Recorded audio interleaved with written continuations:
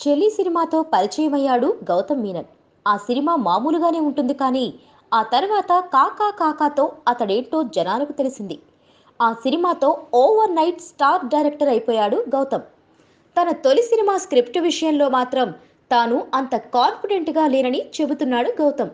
అలాంటి స్క్రిప్ట్ తీసుకొని మణిరత్నం లాంటి దిగ్గజ దర్శకుడికి నారేషన్ ఇవ్వాల్సిన ఇబ్బందికర పరిస్థితిని తాను ఎదుర్కొన్నట్లు వెల్లడించాడు గౌతమ్. ఇందుకు కారణం మాధవనే అని, ఆ విషయంలో అతన్ని ఎప్పటికీ క్షమించలేనని తాజాగా ఒక ఇంటర్వ్యూలో వ్యాఖ్యానించాడు గౌతమ్ మీనన్. మిన్నలి కథను ముందు మాధవన్కు చెప్పాను. అప్పటికి అతను మణిరత్నం సార్ను గాడ్ ఫాదర్ లాగా భావించేవాడు. ఆయనే అతన్ని హీరోగా పరిచయం చేశాడు. అయితే నాకు చాలా ఇబ్బందిగా అనిపించింది.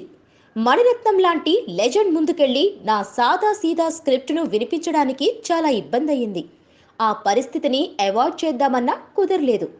మణి సార్ టైం ఎంత విలువైందో నాకు తెలుసు. అలాంటి వ్యక్తి దగ్గరికి వెళ్ళి నా స్క్రిప్ట్ నారేషన్ కోసం గంట సమయాన్ని వృధా చేయడానికి చాలా ఇబ్బంది పడ్డాను. అయితే ఎలాగలా నారేషన్ పూర్తి చేశాను. ఆయన ఓకే చెప్పారు.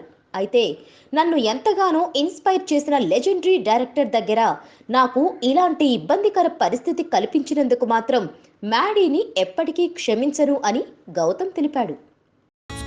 Please subscribe. Hi, it's me Purna. Please subscribe.